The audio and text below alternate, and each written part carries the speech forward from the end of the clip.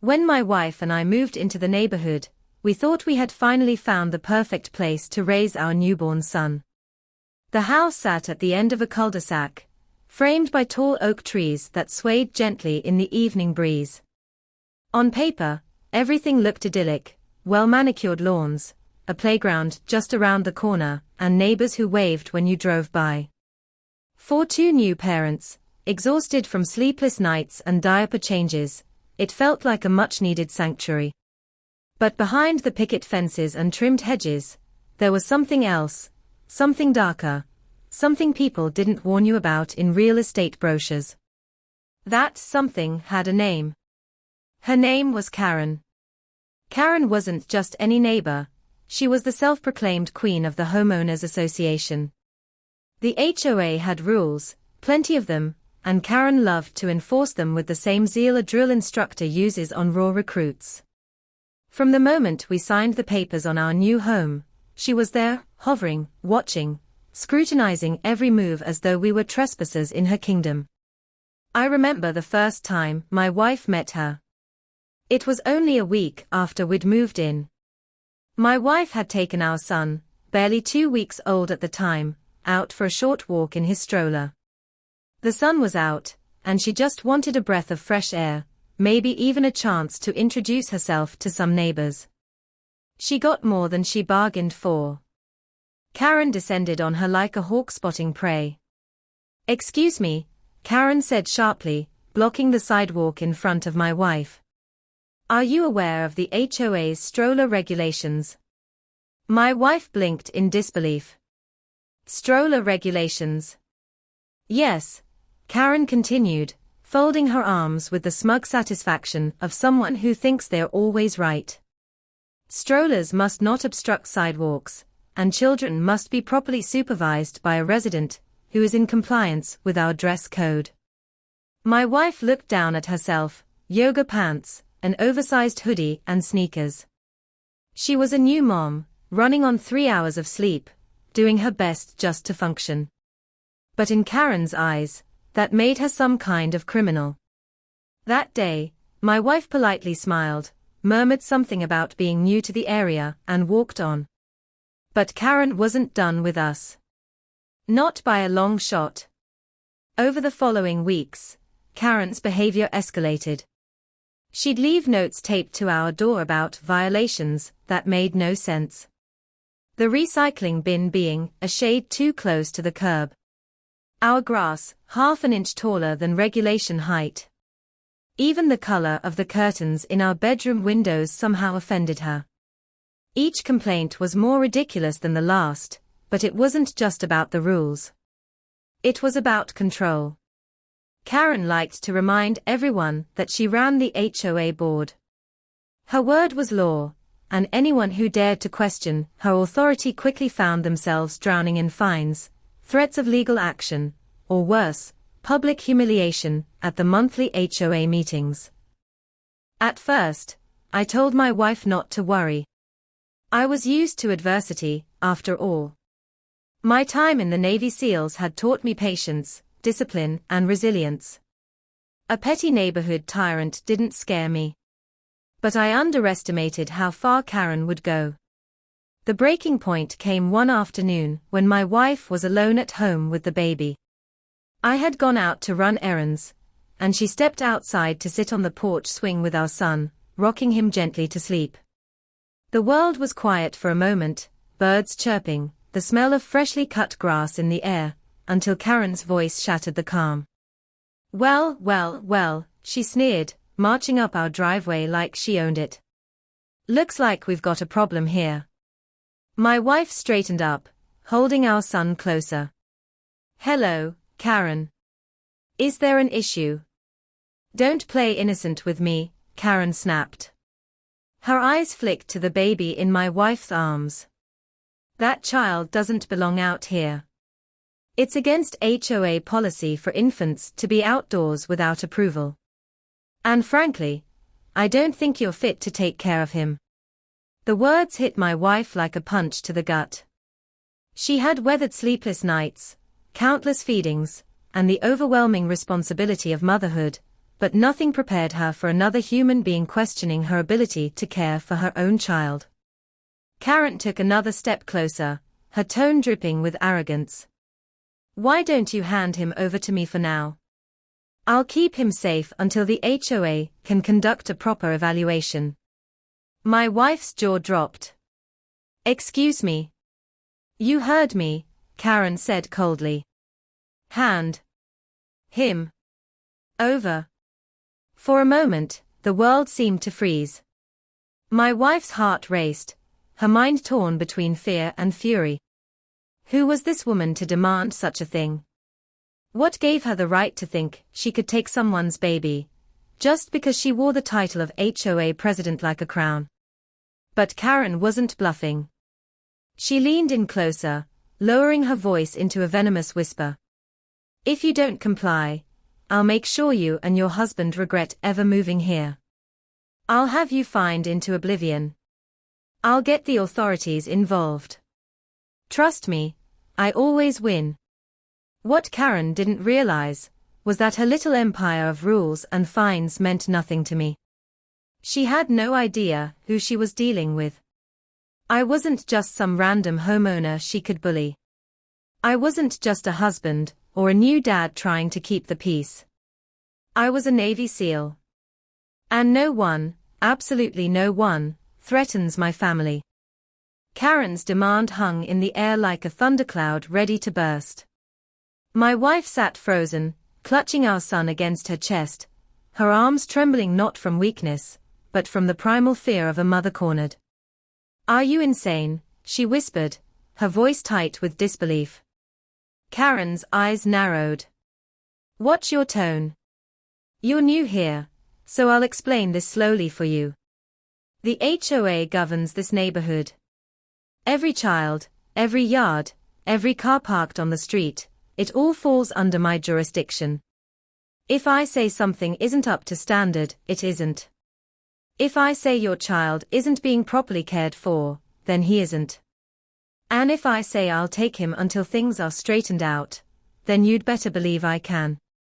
My wife felt her stomach twist into knots. She knew Karen thrived on intimidation, but this was beyond anything she'd imagined.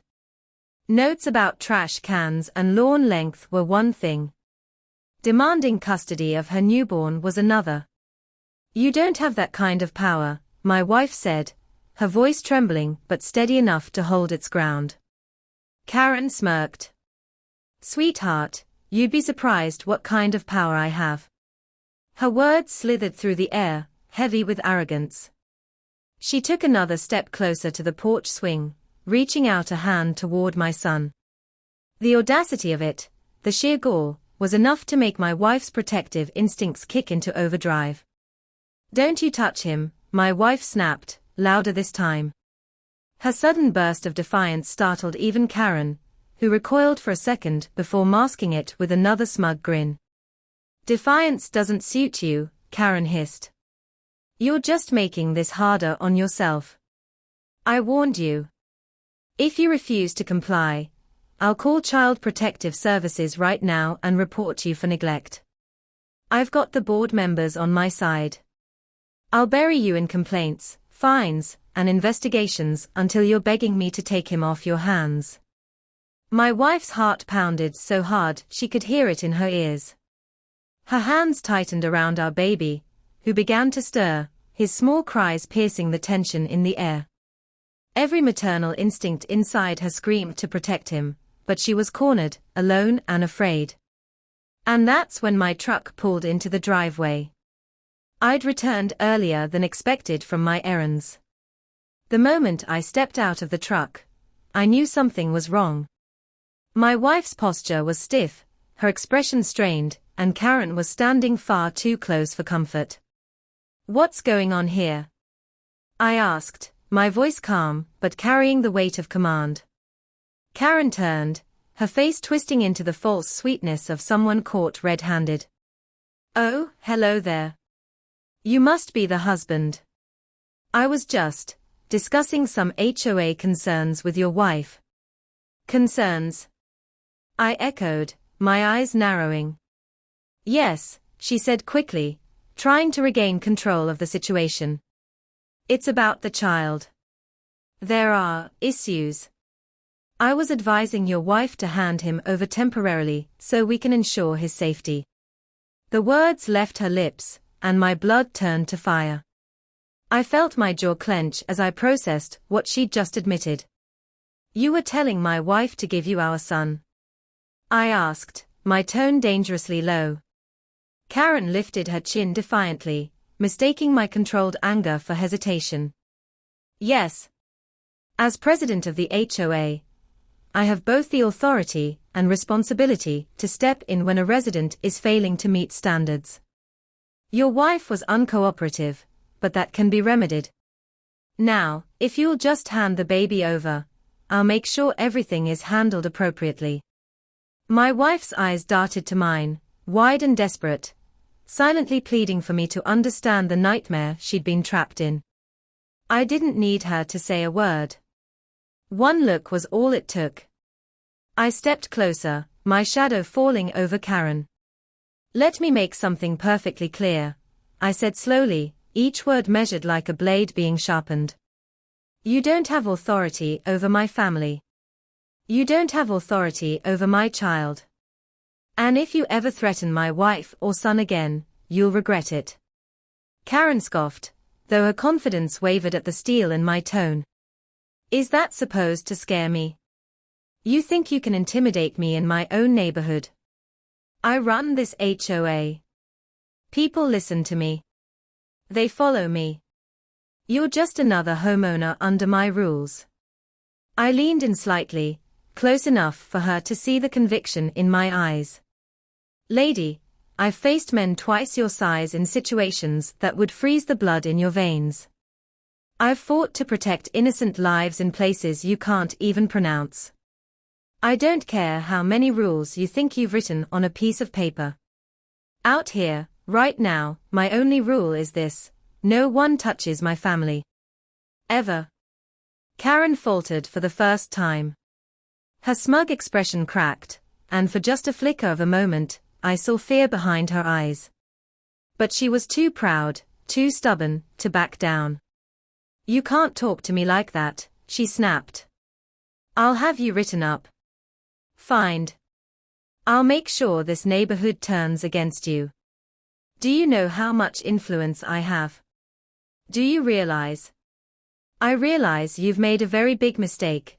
I cut her off, my voice low but sharp. You crossed a line you should never have crossed. Threaten my grass, my trash cans, my mailbox, fine. But the second you came after my wife and son, you made this personal. The baby let out another soft cry, and my wife gently rocked him, her eyes fixed on me, silently drawing strength from the stance I was taking. Karen tried to muster her bravado again, though her voice wavered. You'll regret this. Both of you will. I always get what I want. Not this time, I said flatly. And for the first time since we'd moved in, Karen didn't have a comeback. She simply stood there, lips pressed tight, face flushed red with frustration. She turned on her heel and stormed down the driveway, muttering threats under her breath. But I knew this wasn't over. Karen wasn't the type to lick her wounds quietly. She'd come back, maybe not today, maybe not tomorrow, but soon. And when she did, she'd try to strike harder. What she didn't know, though, was that I was ready for her. Because I wasn't just some husband defending his family in the suburbs. I was a Navy SEAL. And I had a very particular set of skills for handling people who thought they were untouchable. Karen's heels clicked furiously against the pavement as she stormed away from our driveway, her shoulders stiff, her muttering loud enough to make sure we heard it. You'll regret this. Nobody defies me in this neighborhood. Nobody. My wife sat frozen on the porch swing, her arms wrapped tightly around our son. His cries had softened to whimpers, but she kept rocking him, her eyes fixed on me. I sat beside her, placed my hand on hers, and felt the tension running through her whole body. She tried to take him, she whispered, her voice breaking. She actually tried to take our baby. I clenched my jaw, the heat in my chest burning hotter than any battlefield I'd walked onto. I know, I said softly, keeping my tone calm for her sake. And she'll never get that close again. I promise. But I also knew this wasn't over. People like Karen didn't retreat easily. She was the type to lick her wounds, plot in silence, and come back swinging twice as hard. And she proved me right the very next day. The letters. That morning, when I stepped outside to grab the mail, a stack of papers sat shoved into our mailbox. Each one bore the official HOA letterhead, signed in Karen's unmistakable handwriting. Violation notice, improper use of porch swing. Violation notice, unauthorized exterior baby equipment. Violation notice, excessive noise from infant crying. I stared at the ridiculousness of the words, each one more absurd than the last. She had actually documented our newborn crying as a violation. My wife came to the door just then, baby on her hip, and when she saw the stack of papers in my hand, her face fell. "She's starting already, isn't she?" she asked. "Yeah," I sighed, flipping through the stack. "She's trying to bury us in nonsense." The truth was, Karen wasn't just abusing HOA rules, she was building a case. Each notice, no matter how absurd, was her attempt to create a paper trail. And if she could make it look official enough, she might actually trick outsiders into thinking we were unfit parents. It was harassment.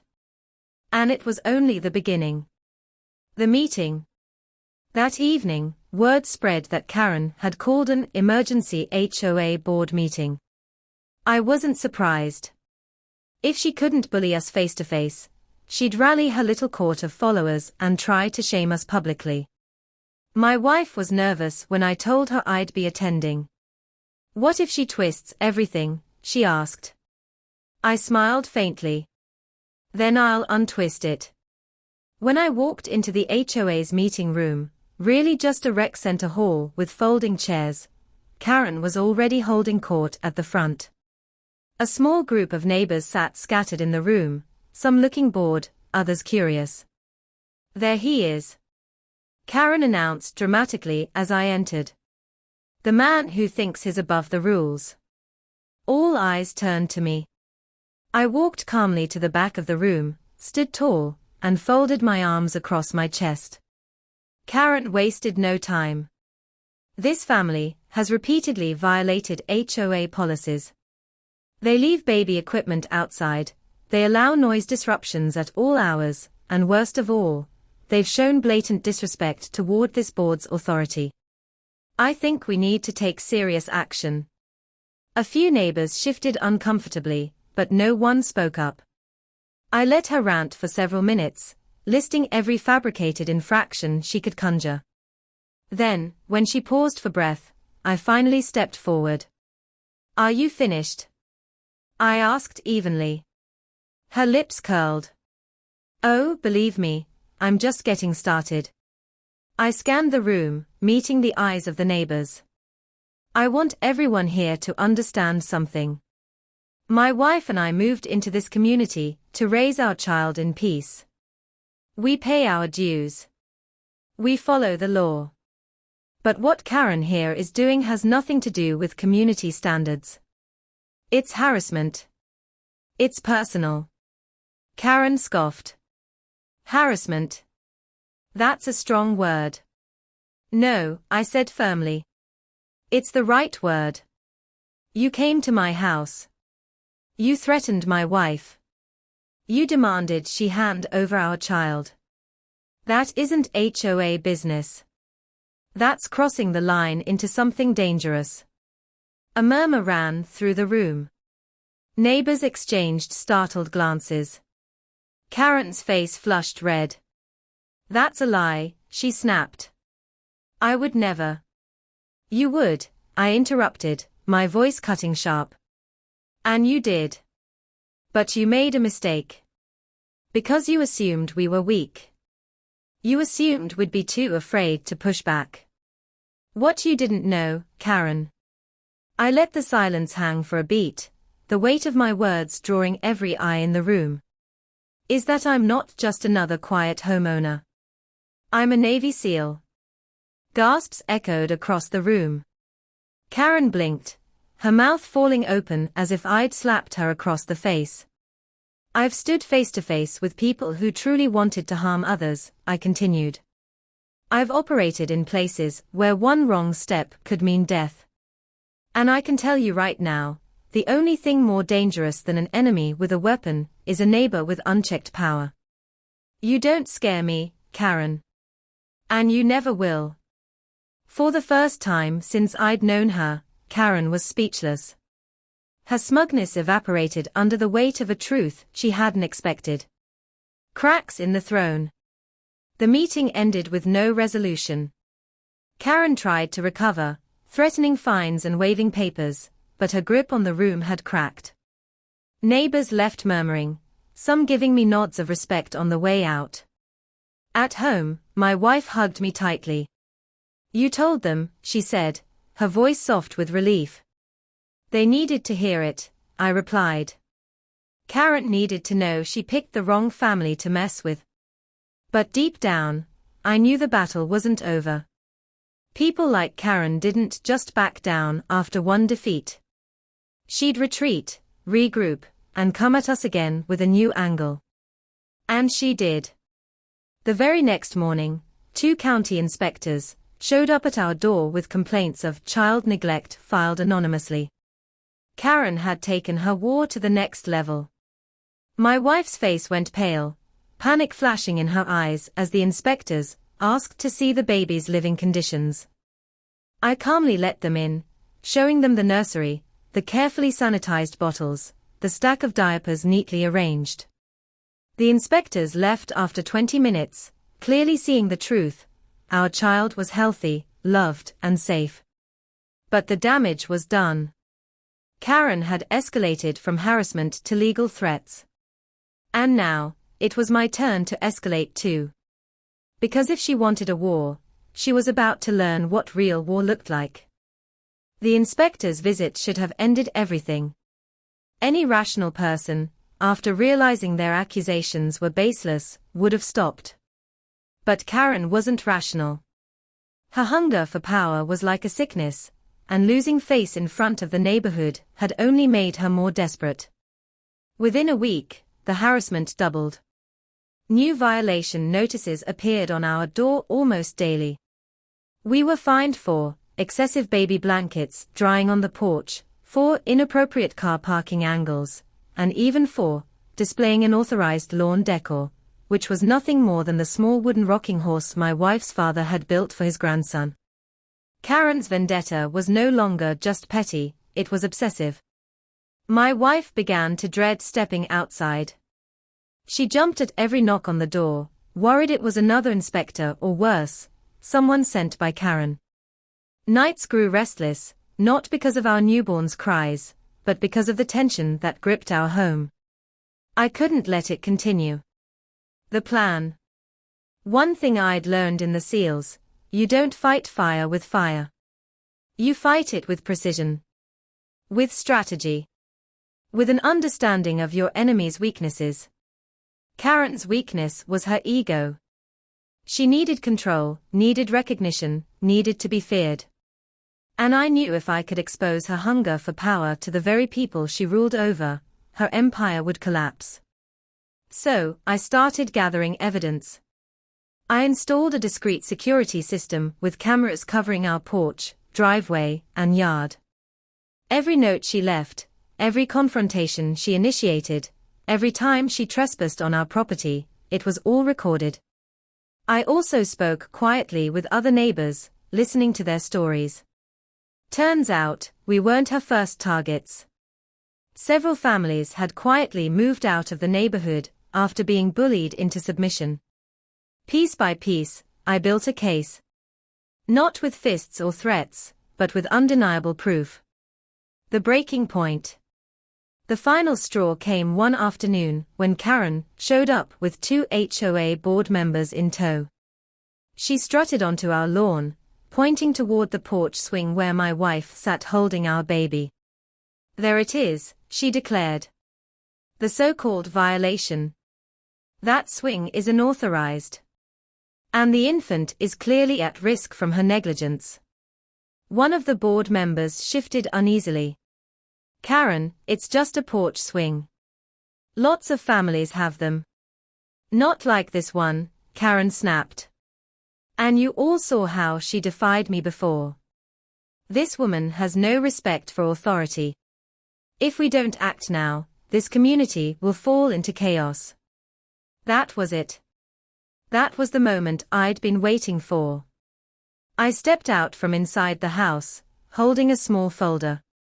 "Funny you should bring that up, Karen," I said calmly. "Because I've got something to share with the board too." She froze, her eyes narrowing. "What are you talking about?" I opened the folder and pulled out printed stills from our security footage. One showed her reaching for our baby. Another showed her leaving notes on our door late at night. Another showed her trespassing onto our porch without permission. "This," I said, handing the pages to the board members, "is harassment. This is abuse of power. And this is evidence." The two men studied the photos, their expressions darkening. Karen tried to laugh it off, her voice high-pitched and brittle. "Oh, please. This is taken out of context. He's twisting everything." "Really?" I said evenly. "Because I also have audio. Recordings of you demanding my wife hand over our child. Recordings of you threatening us with fines and false reports. Would you like me to play them right now?" The board members exchanged glances. One of them cleared his throat. "Karen, is this true?" Karen sputtered, her face turning red. "Of course not. He's lying. He's manipulating all of you." I cut her off. "No, Karen. You manipulated them. 4 years. You used this HOA as your throne, and these neighbors as your subjects. But that ends today." My voice grew harder. "I've fought terrorists who tried to take innocent lives. I've seen men with guns and bombs try to destroy families. Do you really think I'd let you, armed with nothing but paperwork and ego, tear mine apart?" The silence was heavy. My wife stepped closer, holding our baby, her chin lifted high. For the first time, she looked at Karen without fear. The board members turned to Karen. "We'll be calling an emergency vote," one of them said flatly. "Effective immediately, you're suspended from your position as HOA president." Karen's mouth fell open. "What? You can't do this to me. I am the HOA." "Not anymore," the other replied coldly. And just like that, the Queen lost her crown. The aftermath. Karen's downfall spread like wildfire through the neighborhood. Word of her attempted power grab, her harassment, and her humiliating exposure at the board spread from porch to porch, whispered over fences, and shared at backyard barbecues. 4 years, neighbors had feared her. Now, they laughed at her. Within a month, she moved out of the neighborhood entirely. Some said she went to start fresh in another community. Others joked that she'd probably be trying to take over a new HOA somewhere else. As for us, the change was like night and day. Neighbors who had once avoided eye contact now came by to introduce themselves, offering baked goods, hand-me-down baby clothes, and kind words. My wife finally felt safe enough to stroll with our son, without looking over her shoulder. The house, once tense with fear, filled again with the sound of laughter, of soft lullabies of peace. One evening, as the sun set behind the trees, my wife leaned against me on the porch swing, our baby cradled between us. "You know," she said softly, "I was so scared. I thought she might actually find a way to take him from us." I kissed the top of her head. "She never stood a chance. Not against you. Not against us. She smiled faintly. But especially not against a Navy SEAL. I chuckled. Titles don't matter. What matters is this. I gestured to her and the baby. This family. And no one will ever threaten it again. The swing rocked gently beneath us, carrying us forward into a future finally free of Karen's shadow. And in the stillness of that night, I knew one thing with absolute certainty. When it comes to protecting my family, I will always fight. And I will always win.